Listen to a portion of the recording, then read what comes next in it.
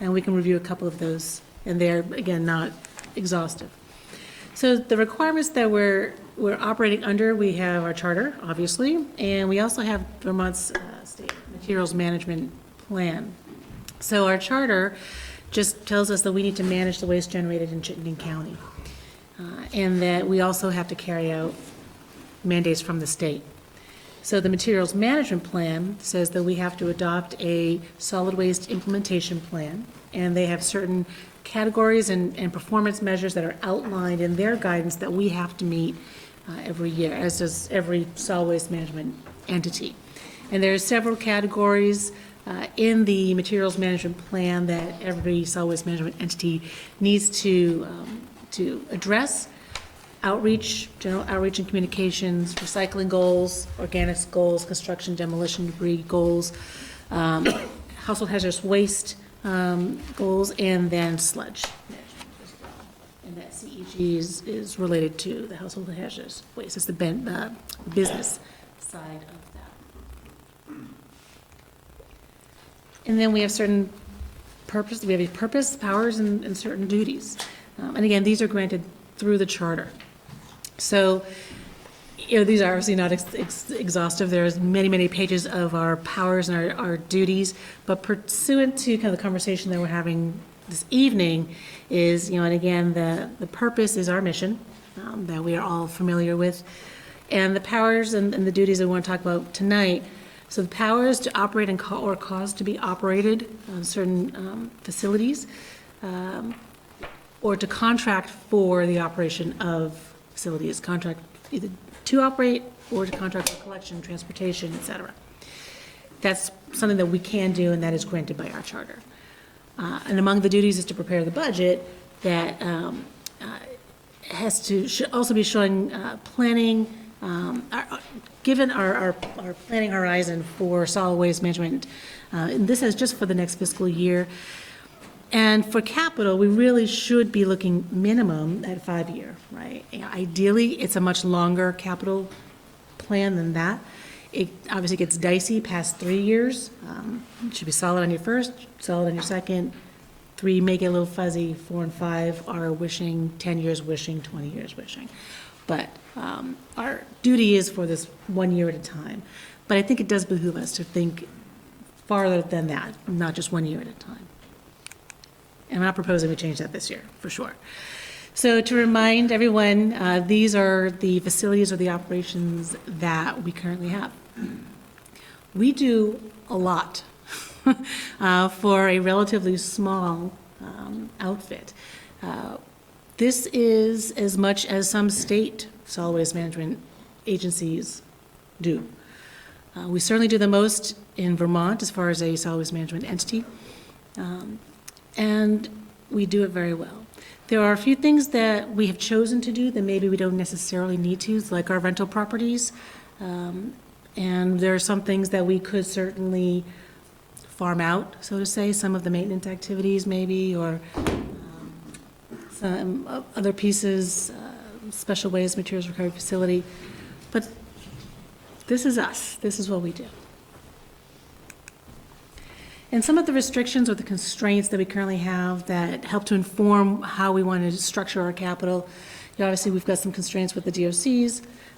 Bulky waste right now, for the bulky waste, it's not its own entity. It is co-located at the Williston Drop-Off Center. And so 1 day a week, essentially, per the budget, it's not practically how it works, but we dedicate 1 day a week to kind of managing that special waste. That is our consolidation area for a lot of these materials. That's where things are collected at the other drop-off centers, brought there, consolidated, aggregated, and then move out from there. And we are working on all of these things, but there are some of our constraints. Same thing with the rest of our facilities. And there are some questions that we are not in control of as well. Questions around the closed landfill. We're nearing the end of our 30 years of post-closure, and there is conversations at the legislature, at the state level about post-30. So there are some unknowns that we'll have to factor in to our capital going forward. Again, you mentioned the rentals, it's not part of our core business. So there's been conversation over the past few years since I've been here to move out of that. And we did that this year. We ended the lease with the property, the Bootsy property across the street, and we now Compost uses that garage for their purposes, which is fantastic. They have a covered space to be able to work on equipment, so we're looking at the other properties that we have. We obviously own property in Burlington and Flint Avenue, and then we own the house next door to our admin, and we rent that out as well. Do we have another rental? Global Founders. That's right. That's right. So some of the opportunities that we're working under as well right now, for compost, we have the opportunity, we've been granted the infrastructure and construction grant from the Agency of Natural Resources, and we were awarded the maximum amount possible that they could award of $500,000. So that is an opportunity to offset some much-needed capital improvements that we need to make at compost. The MRF and the docks and bulky waste and the depot have different opportunities presenting with them. The MRF opportunity is again related to the constraint, right? It's an old building, it is manually operated, and there is some opportunity in the global crisis to be able to improve our technology, improve our processing, to be able to take advantage of markets when they improve. The drop-off centers, and as again, this is a little bit of recap from our retreat, focusing on safety and customer expectations, and I think we've been learning an awful lot over this year, working with some of our communities on different programs and how different programs affect our customers. We're looking at the business model, and again, that is related, as you'll see a little bit down the line, to what we do with the MRF, what we do with bulky waste as well. And looking at our locations, looking at traffic flow, safety, the whole thing. Bulky waste, that has been a question. Should we look at a standalone facility? And the depot has an opportunity if there are extended producer responsibility laws passed for household hazardous waste. That could help to offset some of the costs, the expenses that we incur at that facility. And it is a very expensive facility to run, but very necessary. So this gets at, and again, this is just, my particular thought process. Open for interpretation, for conversation and debate and or nixing to your desire. So really fiscal 20 and 21, 20, that's what the first two we know we want to do. So we are completing Heinsberg this year. That is going to happen. We are hopeful that we'll be able to improve the lighting situation at the Richmond Drop-Off Center, so that is in the works as well. That is part of the safety improvements that we're looking to make at Richmond. And then pending the next board meeting really is beginning some compost site improvements. And then going from there, it gets a bit fuzzier. But if we're walking down the list, it's a lot of work that could potentially be done. And this is just construction. Again, when we're talking capital, I'm not talking about rolling stock. I'm not talking about general repairs to other capital items. This is construction or major components of projects. But it's a lot. And, so this is something that we need to think about as a district is, all of these things, how will they be advancing us according to our mission? We haven't even started to talk at all about how we're going to pay for these things, and the next slide will show that as far as what we're thinking it might cost. But we're trying to touch each facility and bring it up to speed, bringing it make it more efficient, make it seem like it makes more sense, and bring it into the next 10 to 15 to 20 years. So we're talking about how to get there, and this is just, again, some potential ways, and this could work, it could not. If we are going to build a new MRF, well, that leaves us with an asset of the existing MRF.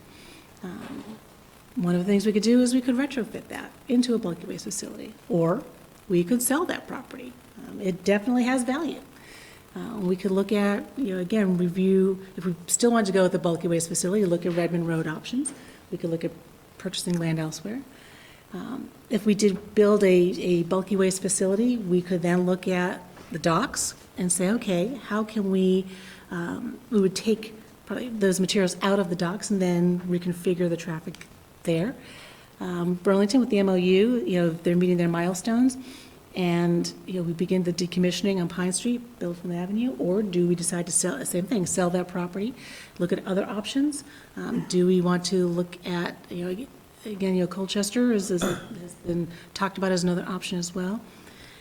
There are a lot of different potential ways to get at some of the goals. And I think what has been missing is a comprehensive feel for what is the ultimate goal. Because we can do a whole lot of work, go down any number of different paths, but we need to make sure that where we want to end up in 2030, 2035 is serving the needs of the district. And then we can pay for it. So again, that's just a potential path. And these do not hold me to any of these dollars, with the exception of potentially fiscal 20, definitely fiscal 20, potentially fiscal 21. If we were to do everything, fiscal 22 into 23 is a very large hit, but that's a new MRF. We've got a lot of items there that are, I think everything is worthwhile. And there's nothing that we talk about that is not a good project. It's just getting there, right? So clearly with that large number, the 15 million, and we're still fairly confident that that's what a new greenfield from the ground up MRF would be, has to be a bond. We do not have that cash in the bank. And then the decision would be, well, do we want to wrap other items in to a bond if we feel that the general direction makes sense and we want to accomplish these things through these capital projects? And again, that's conversation for this group. But it's a lot of money, potentially, over the next 6 years. There's no getting around that. I think that, if I have one more slide on that. Yeah, so that's kind of my last plan. That slide is that we now need a plan. Conversation. I can't believe that there aren't hands up in the air already about this. Oh, is this time for questions? Sure, So, sure. yes, start. So when would you anticipate going for? So ideally, so there are two timeframes that are more affordable. So you want to go for bonding with another election, whether it's a town meeting day or a general. So obviously every year we have an opportunity in March, and then it's anytime there's a general election. And that's strictly because we would be paying for the use of the clerk's time and the ballots and all of that. So if there's already something happening, then that's the opportunity. We will not be ready this year. I also don't think that this would be a good year to be out there with much of anything. It's going to be very contentious. And I think that we would get lost in the rest of the conversation and or noise of the November election. So my thought would be the earliest we would go would be next March of 21. There's a lot to be done before that, though. So that could also be optimistic. So we would need to have everything done as far as plans, permits ready to go, financing. We'd have to have a bond council that would guide us through this. Talk to the bond bank, talk to the banks. We would have to have an entire public education campaign underway and ongoing, make presentations, do public hearings. It's a lot of work. It could be done, but there's a lot to it. So I do think March of 21, of calendar 21, would be the earliest hope. Lynn? One of my concerns is, with upgrading the MRF, I see the logic in it, but there's probably not gonna be a huge amount of growth. So we're gonna be processing the same amount of material with a big bond and a lot more cost to it. I'd like this board to take a harder look at recycling, of what we do with recycling. Like, there has been some pushback about, the glass. A lot of people thought we recycled it, which we don't, we crush it. So maybe glass could be handled a little differently. Maybe it goes in the blue bin, but it's used for other purposes. And with some of the other, are we still landfilling some of the plastic that we bale or not? No. Something we were, the mixed paper, was that it? No? No, I we thought are. we landfill something. No. There was, last year, there was a law passed that allowed, and it actually expired last year, Right. allowed the secretary to waive the ban. That's what I was, No, we never asked for Yeah. that waiver, absolutely Okay. not. And as for the glass, we are recycling the glass. We are creating a processed glass aggregate. So, that is something that we would take that opportunity to further educate our Maybe that's the better term, further educate people, because a lot of people think the bottles were melted down and reused and go to again. bottles, yeah, and we've never That was my never point. said that, yeah, but you're exactly right, as far as the need to do more education and conversation. So a new MRF would be, we certainly would not make it any smaller. We would scale Understood. it for current and then growth. So the expected growth would be about up to 60,000 tons. And you're right, we would need to take a look at that. And glass is probably not going away. Should there be a better separation or sortation scheme? We're open to that. It does a heck of a job on the equipment at the MRF for sure. And there will be some conversations at the legislature this year on the bottle bill. Don't have a sense yet of where that's going to go. They've only been up there a couple. We discussed that at another meeting. Correct. So I think that there certainly is room for growth. It's not double, and I'm not going to tell you that it would be double, and we wouldn't build it for that. We are, because of our manual sortation, we are not able to grab every last bit out of the bales that we want to. This would do that. It would certainly improve the quality of our bales. We are doing a bale sort, actually, in a couple of weeks, next week. So we're going to have a much better idea of what's migrating in that shouldn't be and what we're missing by doing the hand sort. So that will also inform what we hope to capture through technology versus people. So I do think there's still opportunity. We also are not able to currently meet the domestic specification for paper. So and paper is the overwhelming majority in cardboard of what we process. So that is a pressing need, is to do something to improve our fiber. And that is where the contemporary MRFs now are putting their resources, is into optically sorting and using new technology to better sort their paper. So we would focus on that. Containers, yeah, those may change. Fiber is probably not going to change. Alan? I know the answer that I will probably hear, but you asked the question anyway. When do we have a discussion with whether we go into the business or we look for private enterprise to pick up that load in that piece of the pie? And I'm thinking about bulky waste, and just,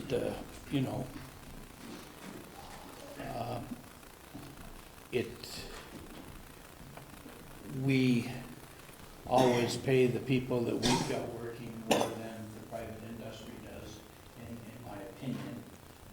But I'm just curious if there are some time that we should look at that.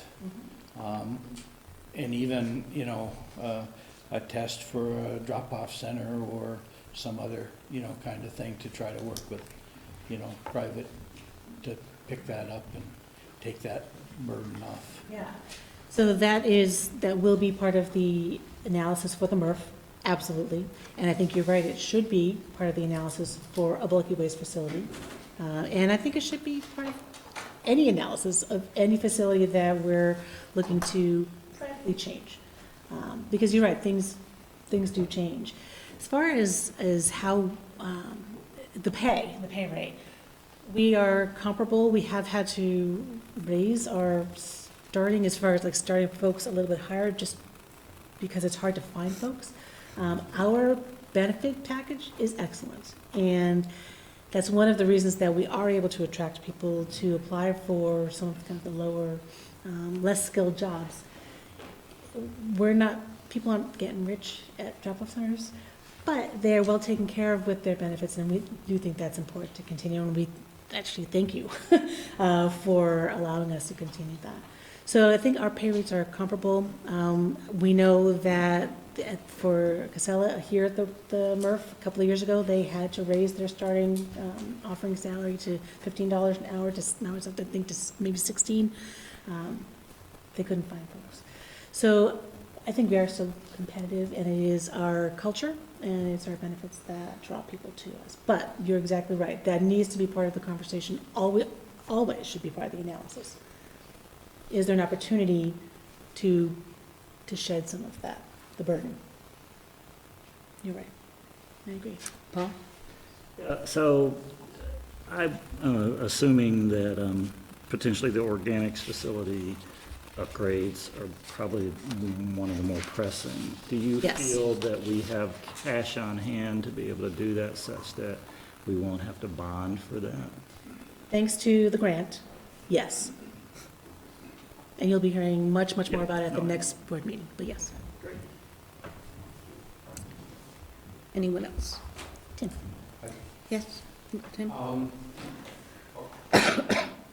I'm assuming we're gonna take a look at lease versus buy from an admin space location. Mhm, yes. Obviously, we could, turn that into a lease payment instead of, Yes. if we're really tight on cash.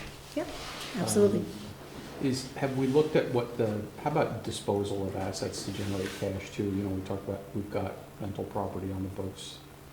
We have a big piece of dirt to go ahead and turn into a landfill in the future that we could have a long debate about. We don't talk about that much. Yeah, and I know Amy had done I had asked her to do some research last year about rental space. We have some preliminary numbers as far as renting or leasing admin space close by here in Williston. So that's, of course, has to be part of the conversation. When we talk about, anytime we talk about replacing any of our rolling stock, obviously we look, can we do better to sell in the open market? And, many of the things we can. We tried out some of that, an online auction site that worked very well for us last year to help us dispose some of the assets. As far as the rental properties, the ones on Redmond Road, we wouldn't want to sell. I think we would not want to bring new neighbors in. And I think that disposition is a little bit different. Flint Avenue, obviously, that's an asset that we can talk about. The old MRF is an asset we could talk about if it comes to that. So again, it has to be part of the discussion, and we have to look at all of those options. Absolutely. Yes, Bryn? Given that you don't estimate we would go out for a bond vote until March 2021, how would that adjust the timeline for the costs in the chart? Yeah, so for the MRF, it's mostly landing in '22. And I would have to it would depend on the terms of the bond, how much time we have to spend that. Sometimes it's 18 months or 24 months. But say it was, because again, everything would be in place for the voters to have the full picture. If they approve it in March, the RFP, the award would be ready to be awarded in April, potentially start breaking ground in May, June, that's where that million is in '21, and then the bulk in '22. So what do you see as a timeline where, since you're willing to consider options of, I guess, doing some kind of bid for the private sector to either operate a drop-off center or a MRF or a bulk facility, how do you see that process of fitting into this timeline? So the first kind of domino to fall is a decision about the MRF. So once we know what direction we want to go there, then we can really start to talk about some of the other potential options, like the bulky waste facility and what we might want to do with the current MRF, soon-to-be old MRF asset. So that's the first decision point, quite frankly. And then, so the other pieces would No, fall. I'm saying, if you want to have the cash in hand, presumably from a bond offering July 2021, if I'm looking at this correctly, when do you feel and how do you explore the appetite in the private sector to provide those services? To provide services For a MRF, to for a run a MRF, to build a MRF, whatever. That would all be done ahead of the bond vote. So the RFP has to be ready to be awarded, essentially. So we would go out to bid for those services. Design, build, operate, design, build. So we would have that in hand already. So that work would get done between April and June of '21 of, So we're bringing more information to this board about the MRF over the next couple of months. The ask will be that the board decides this fiscal year what to do. And then the work starts from the decision in this fiscal year, May, June. Okay, shaking your head, you're not understanding. Okay, I'm not being You clear. want the board to decide this fiscal year whether to build a MRF or not. Is that correct? Am I understanding what you just said? Leslie, yes. Yes. Okay. And, So at what, since some people on this board want to know whether there's private sector appetite for building a MRF so that we don't have to build it, if I understood what Alan was saying, Okay, that's a when different is that explored? Leslie, Okay. so where this is the very first step in that process. We're looking at what the MRF, along with all of these other projects, but the MRF is the elephant in the room. We're looking at it in context here, in a timeline, so that we can be prepared to start the discussion. And the discussion about that has already started right here and right now. The next step will be that we do need to start deciding how this board wants to operate the MRF. We can talk about the options. We know enough about what might be the cost and the pressure for us to operate it ourselves. There are costs and benefits to that. As opposed to discussing, we already have someone else operating our MRF now. It would be basically that continuation, so that's not a mystery, it's not new ground. So just deciding which way we would like to go sometime in the next, I would think, 6 months, something like that, between now and the end of the fiscal year, I would suppose. So this is going to be ongoing, and it will be one step at a time. The first step is the feasibility of constructing one, and whether it's affordable. Do we have the space? We do. We have a very adequate piece of property ourselves. The expense is not out of reach. the cost of this bond put onto the waste management fee is not onerous. So we know we can afford it. The next step, which will happen at meetings coming up, is to decide how we want to go about with this building. I don't think that we're going to entertain having a build, operate, going out for a build and operate yourself. This is on our property. I don't think that would make sense, but we could talk about it. So, now we have to start drilling down. And in these next couple of months, you'll start seeing in these agendas more information about what tact we take to build it.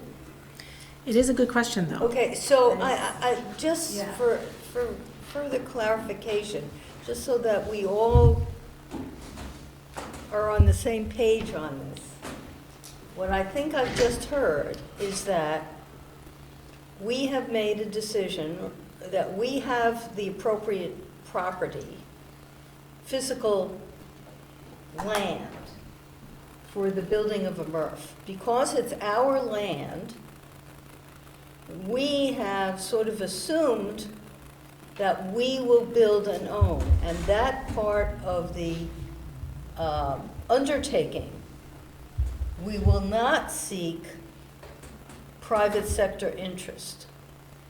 Is that what that's what I think I've just heard. When it comes to operating, that's a different question. How about we do this? Leslie, wait. Okay. We have been talking about the acquisition of the property to put this on for quite a while.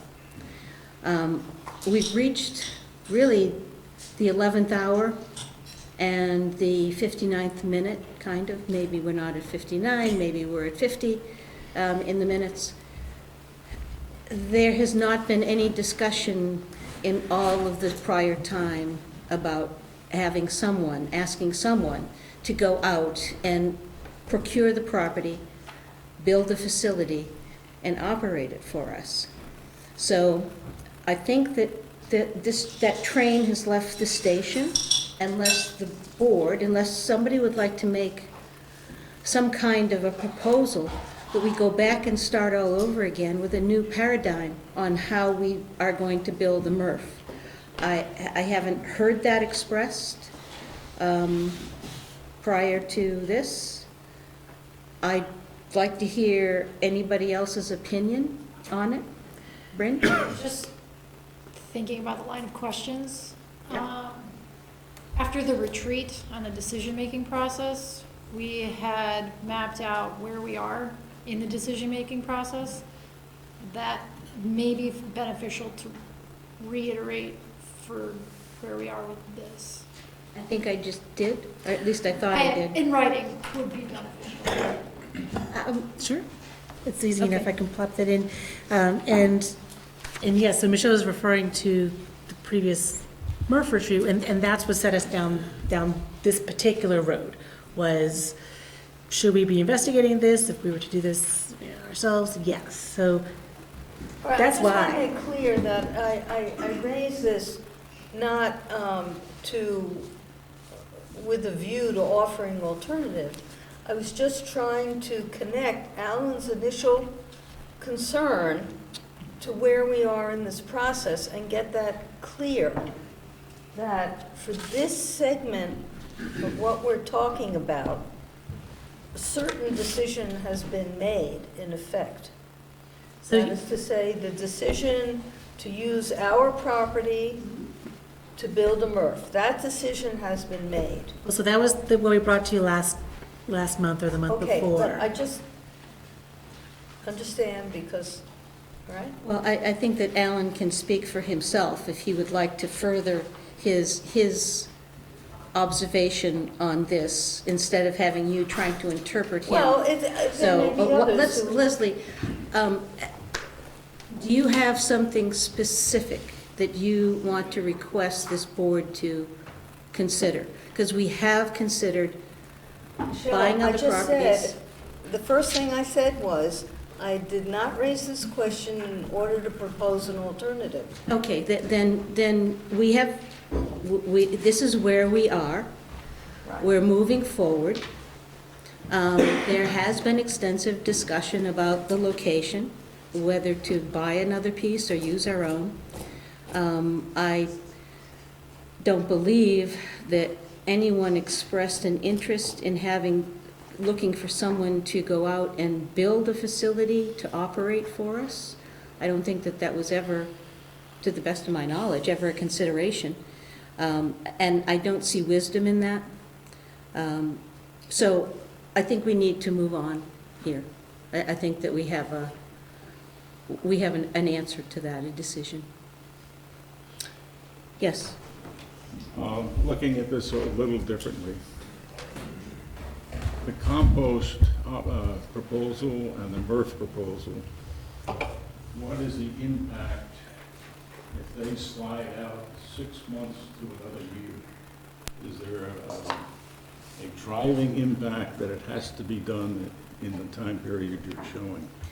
So the impact, the driver for compost is this July, when food scraps are banned from landfill disposal, and we're anticipating receiving more material.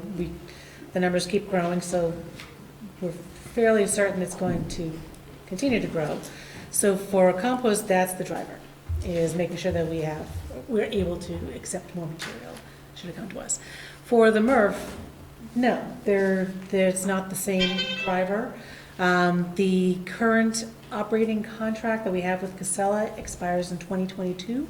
That's been our general guideline, but we could certainly ask to extend. We could look to a new contract to operate. So that date, those timelines are not as prescribed as compost.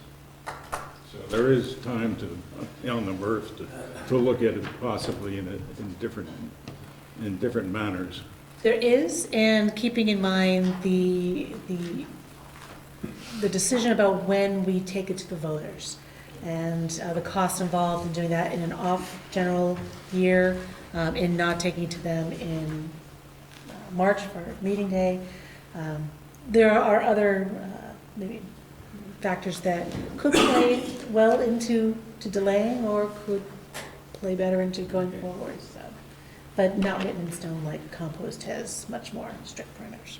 But I want to point out that we have not run into any issue that we see on the horizon that would require any kind of postponement. Something may come up, but where the train has started to roll down the tracks here. And we have a goal. Leslie? I think the other thing that the board needs to keep in front of our mind with respect to the MRF is the market conditions. Because it's not only China, but India is closing its doors. And we may well see the Philippines and Vietnam closing their doors. And that really impacts our financial condition because, we're getting pushed into a situation where we have to pay money rather than earn money from the disposal of so-called recyclables. And to the extent that there are domestic markets beginning to emerge, they demand a higher quality than what we have been able to achieve with our manual sorting. And so the market dynamics and their potential impact on the financial health of the district are what is driving the urgency to have a more modern MRF. And I think that's what has to be at the forefront of our thinking here. You're exactly right. And really it is fiber, paper and cardboard that is driving that, because that was that was what we were sending at times overseas. We've always had, domestic markets or routinely had domestic markets for plastics and the metals and the glass. It's the fiber. And that's where we can't compete right now. Tim? There's, it looks like about 1.5 million for all the DOCs, and 1.1 of that is Heinsberg and Burlington, so there's, close to 350,000 in there potentially for all the other drop-off centers. And those are, I'm a little bit concerned that's sort of ongoing in smaller chunks, spread over that 5-year time horizon. I guess one thing I would like to see is to make sure that we know what the future state of all the drop-off centers is before we make those Yes. $10,000, $20,000, $30,000 investments.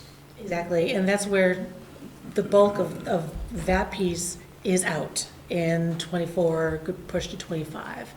And again, those outer years, very hazy. So talking about a planning horizon, there is more than enough time to be adjusting, the expectations and how we want the docks to perform, what we want them to do. And again, a lot of those decisions in the outer years are directly related to the upcoming decision on the MRF and on a bulky waste facility. Some of the smaller amounts that we have in the near years are for safety things. So it's striping, it's painting, it's lighting, it's things that we would want to do now regardless. There's one potential project that we might want to do to address some queuing issues in Richmond and elsewhere. So those are the ones that are front-loaded, but the bulk of the others are dependent on what happens with the other facilities. Paul Russo, I'd seen your hand up earlier. Yeah, I was kind of just leveraging that. This is, the subject of the memo is 2030 capital vision. It's 10 years. You've got detail on 5. Have you thought about the subsequent 5, or is that just kind of a coasting period? What should we be expecting? So I have in the memo, I have just my broad vision, if I'm looking back in 10 years, that we will have accomplished X. So, in that paragraph is just saying, well, if I'm casting back, we've done the work. And this is what we're looking at. So no, beyond, it doesn't seem at all realistic to look beyond 5 years or 6 years. I didn't even want to try. But, again, if I'm thinking future self, future me, I'm looking back with a lot of pride and accomplishment of what this group has done, and here's what we have to show for it. So, long answer to the short answer of no. Yes, Alan. Maybe I can stir the cauldron just a little more. We have 2 major waste support companies in the greater Burlington, Vermont area. And of course, there are other ones that are out around the countryside. Should we, or have we, had conversations with anyone to see if they would be interested in constructing and operating and owning a MRF in Chittenden County? No. No is that we haven't done it. Then there is the should we.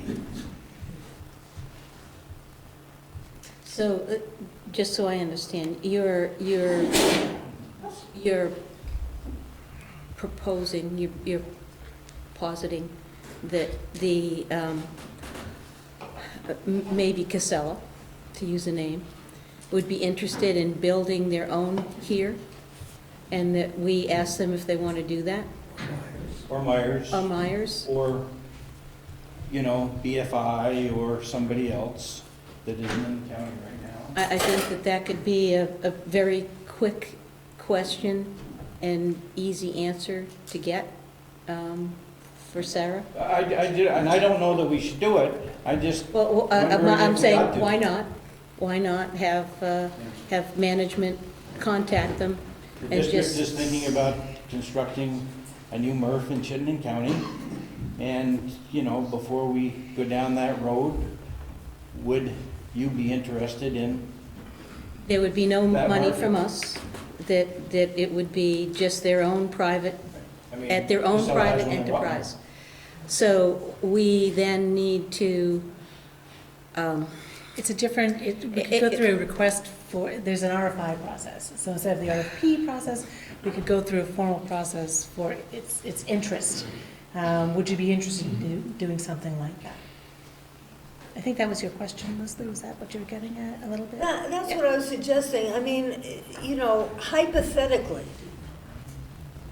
if there were a private sector company that was contemplating doing something like this, and we went forward without knowing that, we could have a situation of excess capacity, which would raise costs to both operators. can I'd like to point It's something. hypothetical. Yeah, understood. Yeah. That if someone else, let's say Myers, were to decide, say they wanted to build a MRF, what's the time horizon on that? Since they would have to locate land, they would end up having to get the funding. They can't get the very beneficial bonding money that we can. That's number one. Number two is something as important as where we do our solid waste, our recyclable collection separation, makes me personally, as a commissioner here, not as the chair, but a commissioner, to think about the fact that we would be at the mercy of someone else who has nothing but a profit motive. And if there's materials that aren't profitable, and they stop collecting, such as glass, what do we do? So That's a I think there's an contractual issue, issue. there's an issue with control that's of the flow here, which I'm happy to have this board discuss. I think that it needs to be an agenda item of its own, that just bringing it up now and trying to have that discussion in full, wholesome, right now, is unreasonable. So if this is something that you think we really should do, I'd like to hear someone propose that. It doesn't have to be the entire will of the board, but I'd like to hear from other commissioners how they feel about this, the way it sounds right now. And because you're talking about something that could end up opening up something of a hornet's nest. And you're right, it could end up being something that ends up, we're asking for competition that would impact us. So you gentlemen and ladies have heard the consideration here. Is there anyone else who supports this? I'd like to ask the question. Yes, please. Yeah. Oh, I'm sorry, I was just saying I support that. I would like to ask the question, Okay. to see if any private industry would like to run a MRF. Paul, you would too? Yeah, I would too. I think it also would be worthwhile for Sarah to reach out to see if there wouldn't be any interest, just as an informal conversation. I'm sure that Sarah can come up with a lot of pros and cons that we could consider, you know, when we do on an I agenda. understood that this is not going to slow down anything we have in the Yeah, process. yeah, no, but I think it's worth considering. Tim Beechey. Are there any privately owned MRFs in New England? They're almost all privately Yeah. owned. Yes. Bryn? One in the state. Yeah, and Rutland, Rutland. Casella. I think I'm in support of doing an RFI. I also think for some control, which I think it would be advantageous to CSWD, it could be framed around the property that we have, and that the property would be leased from CSWD. Other concerns I have are rate setting, because that is not regulated by the Public Service Department, and I would have concerns about impact to residences and the commercial sector without having any ability to have influence over that. I don't know that that could be part of the parameters set in contract. I can't see that being advantageous. But that would be definitely detraction for CSWD not owning. Right. And over the past 25 years, there was the shift away from municipally run, owned MRFs to the private sector.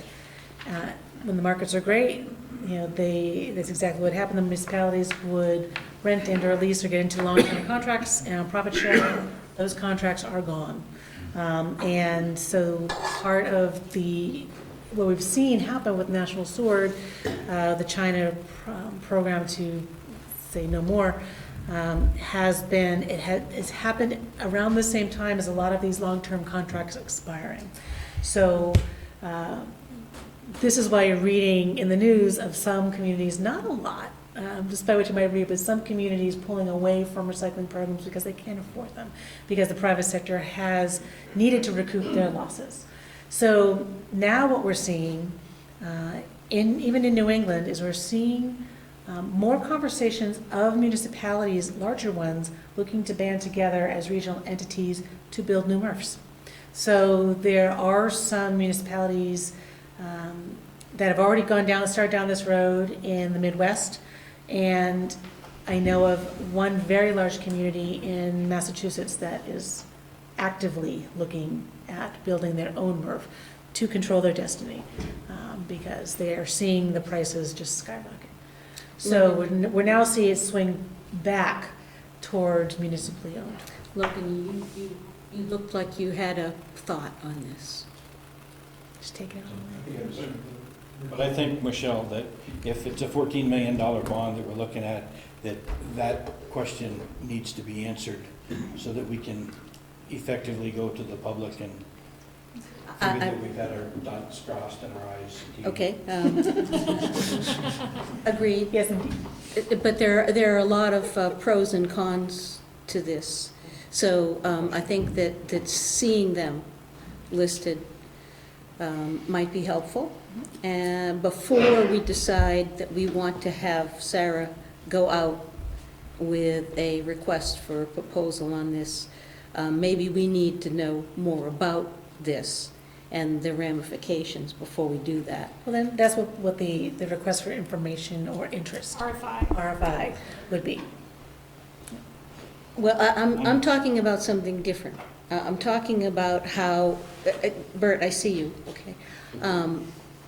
I'm talking about how we understand the potential impact of this on this district as part of this, so that we see the upside and the downside of having the control, the potential costs, what happens if they go out of business, that, is different from just going out for a request for information on people's interest in this.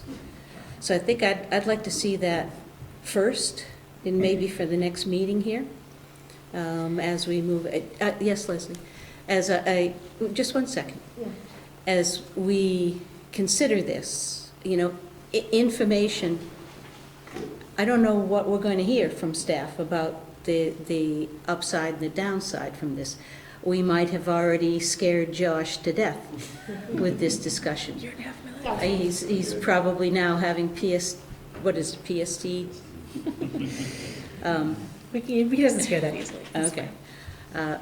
But we need to think about this before we put out any requests for information.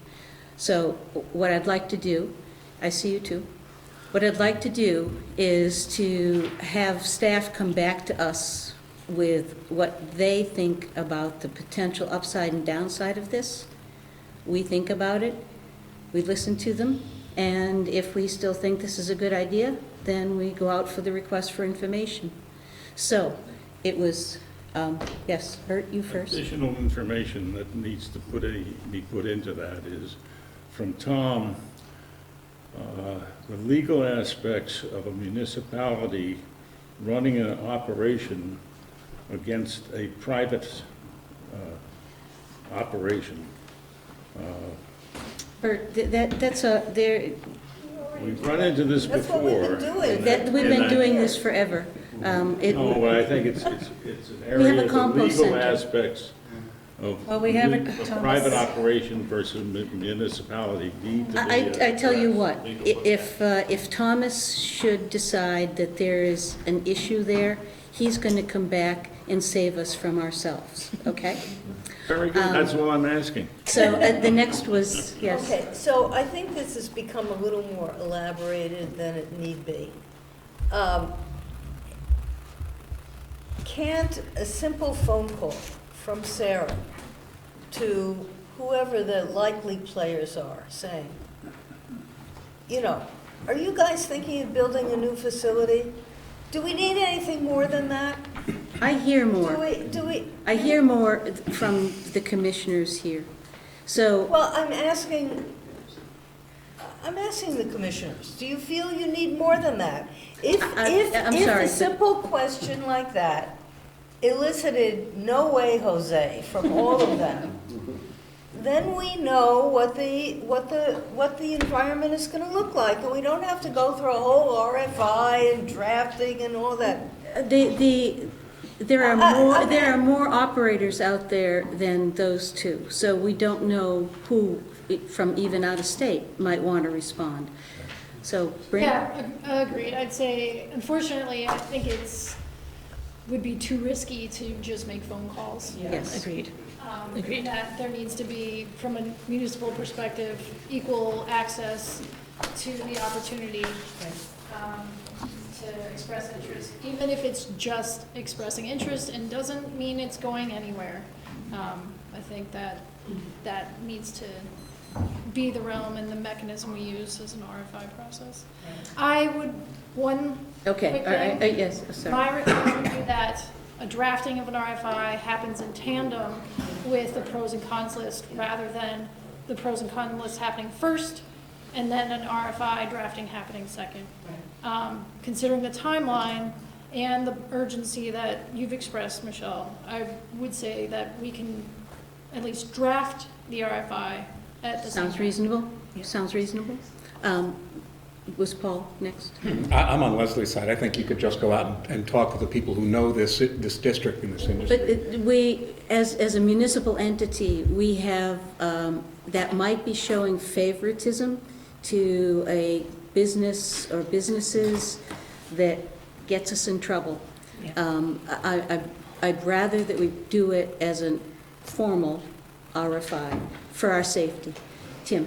I concur with what Bryn says. The way that I look at it, I think we've got kind of a parallel path here. The fundamental decision of should we build a MRF or should we not build a MRF, I think we're better off, certainly as a staff and as a board, if we view it in the context of the existing operating model. We own the land, we're going to build the building, and somebody else is going to operate it, because that's what we know.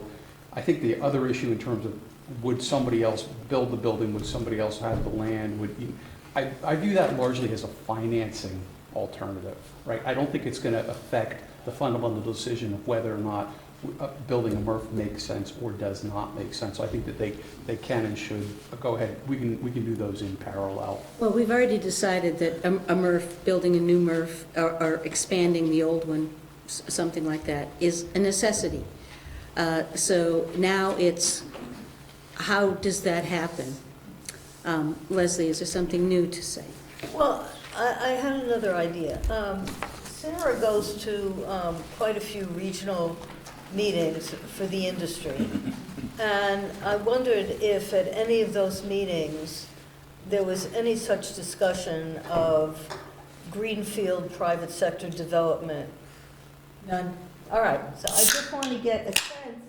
All I'm saying is that in order to present our preferred, what we believe to be our preferred trajectory to our community and to get them on board, I think we need to reassure them that there will not be excess capacity by virtue of some private sector doing parallel development, because if there's excess capacity, that drives up costs for everyone. Well, So- but Leslie, There's no way in the world that we can guarantee anybody that there will not be competition. That's not what we want to be doing. It's not what we can do. I didn't use the word So- guarantee. Well, Look. if there's someone else that's taking capacity from us, that is competition then for the material that goes into our MRF. I'm not talking about pricing. I think that we have a decision here. I think that we do not need to have much more discussion on this, that we are going to, at the same time as having staff do some pros and cons on this, they will write up the request for information, and we'll discuss it again next month with more information for us to be dealing with.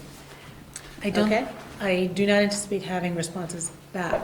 No. Okay. I just wanna make You're that not going to clear. issue the Okay. no, you're only writing it, as Okay. Bryn has suggested. You're Okay. just going to write it, Okay, not send it. okay, And you're going to bring us back how this can benefit us and how this can harm us. okay. And the same. So You know. getting out of the MRF business, having a land, offering, Well, what's the potential timeline here? We don't have a contract as of 2022, which is only 24 months from now. And it's highly unlikely that anyone in the private sector is going to be accomplish a new MRF up and running in that time. So there's a lot for us to, we need a lot more information.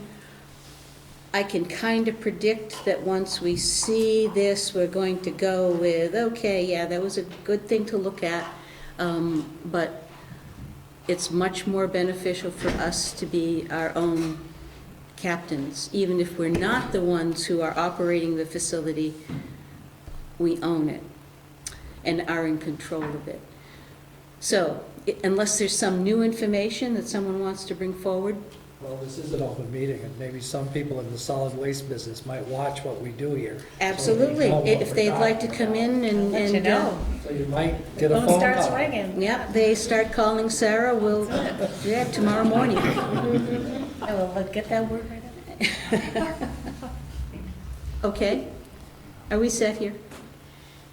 We're good? Thank you. Good conversation. We are moving on to the rover schedule.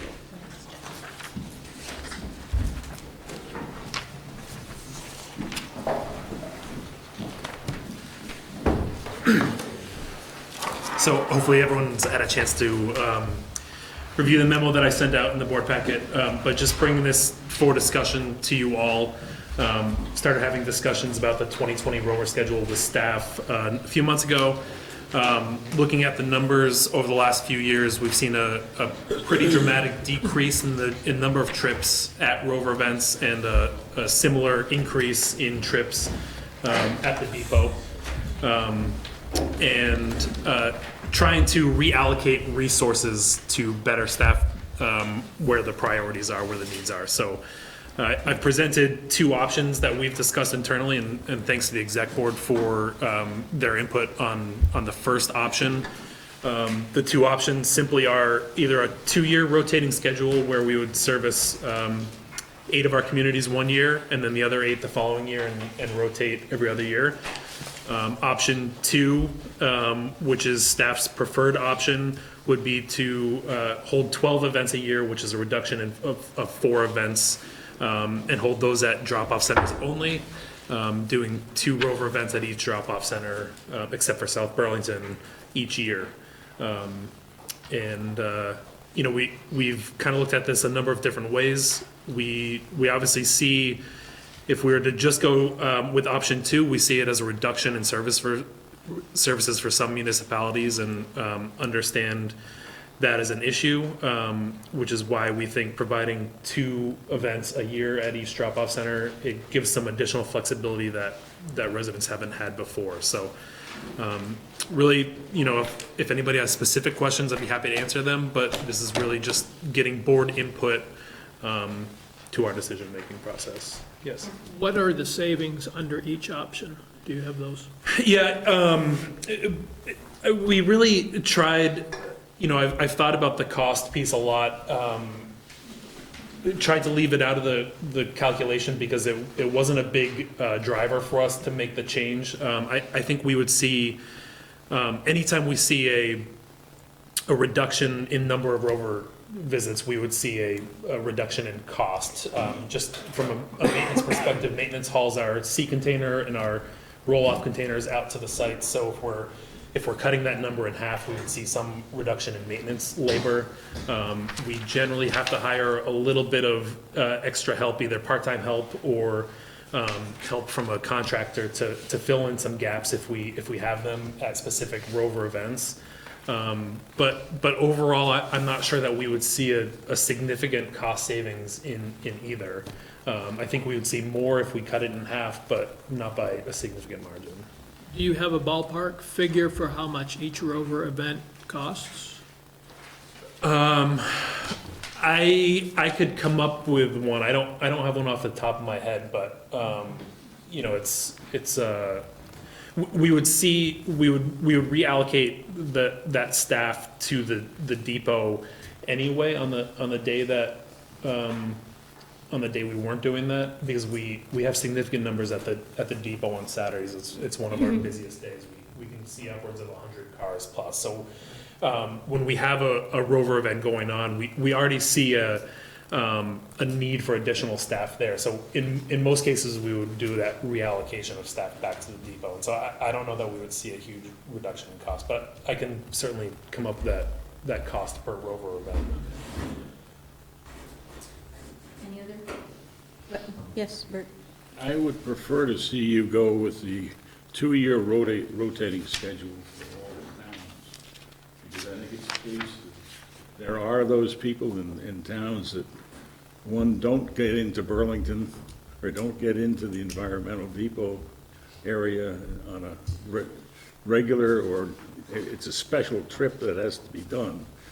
And if you have just 1 or 2 little bottles, you're not going to do much with them other than maybe end up in the trash. Mm-hmm. So I think there is a need that each town have a facility, and if it's economically to stretch it out over 2 years, I think that would be, in my mind, a better way to go. Any other observations? Are there participation numbers for, I know that you said they've drastically declined. Yep. Do you have participation numbers for each town? I do, and I don't know if I grabbed the right. Yeah, did you have one in particular that you were interested in? I mean, I can- I represent Winooski, but I think just generally speaking. I can distribute them, certainly.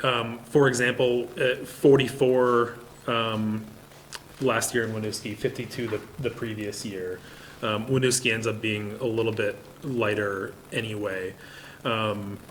Burlington in 2019 was 54, the previous year was 97. Charlotte was down by 30-ish. So overall, and I sent the numbers out, they were down roughly 24% since 2014. 2014, we had 1,700 rover visits. In last year, we had 1,400. So we've seen over 300 fewer trips since 2014, which is pretty significant at a Saturday event. Does that number differ? Sorry for the follow-up question. Does the participation rate decline in towns without a drop-off center or close proximity to the depot also show similar drastic decline? So, like in Essex, for example, Colchester, what do you have? Colchester's down from 195 in 2015 to 161 in last year. And last year, I think you operated 3 hours because of the heat. Is that? Last year, we had a reduction in time, By 25%. but we saw more customers last year than we did in 2018, actually. But it's down significantly from 2015. We actually saw 20 more customers in Colchester last year than we did the previous year, but it's down significantly from those previous in those previous Can years. I make a suggestion for us to consider here? That there is a steady decline in the people, even going to each town, in the users. Can I suggest that we go with the staff's recommendation for at least a year and see what the results of that are? And then if it's, if we see that we have pushback or there's an even worse decline because of that, then we can go back and look at the other option. Because you're talking about some towns, half of the towns will only see a rover every 2 years anyway. At least this will bring one rover visit to their drop-off center in the course of a year, instead of having to wait for 2 years to see a rover at your municipal center in your town. Yes, Leslie? Since this is an operating matter, you don't need a board resolution on this. This is purely for information, right? Yes, yes, and to see if there's anybody who has a strong objection. To see if there's anybody, a commissioner, who has a strong objection, because this is a popular program. And, yes, Bryn? Prior to making the changes, I would advise that there's effort made with the Education Outreach Director to do some forward communication on changes, and that they do not take effect until 2021. Fiscal timeline or? I was thinking calendar year, but since we operate on fiscal years, that's fine. I'm not Clarifying, she's asking. I'm not sure that. Basically giving us 5 months before any change in operation. But that's At a 5 minimum. months that we could be educating people now that the rover will be at the That's- drop-off center this summer? So you're talking about starting it this next summer, correct? So Otherwise, it would be a year and a half from now. my proposal is to just be cognizant of our recent experience of operational changes and to be strategic about providing upfront communication more than 2 months in advance of those operational changes. We're in January. Right, which is why I So- mentioned 5 months. 5 months. Yes, we have 5 months. We have 5 months to let people know.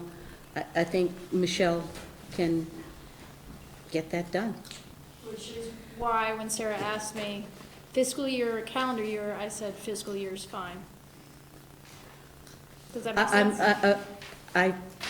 So yes. I'm happy to hear that from you. I'm not Changes sure are how much relevance that has on the actual enactment of this.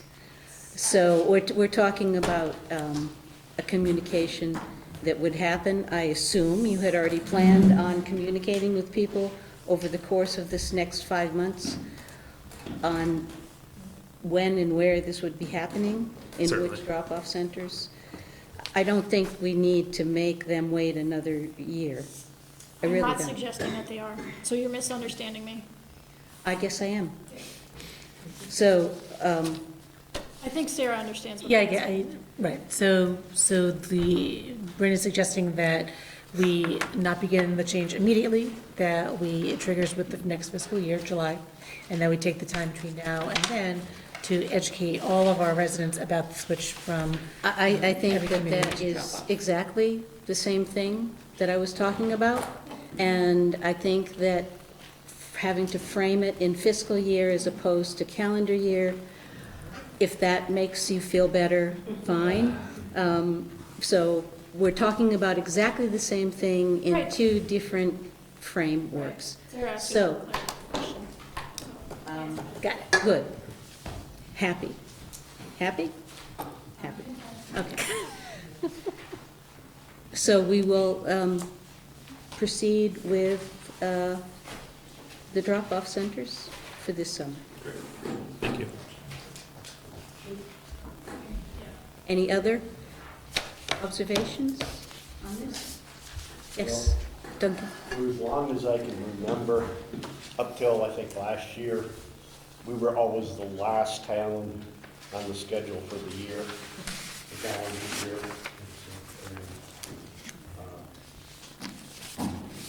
last year, we had a couple different neighbors. You gonna be bringing stuff with the rovers and stuff? And stuff? Oh, that was actually last weekend. What? No, but, So Duncan, do you want to have the drop-off center near you be first this summer? well, that would be Richmond, so.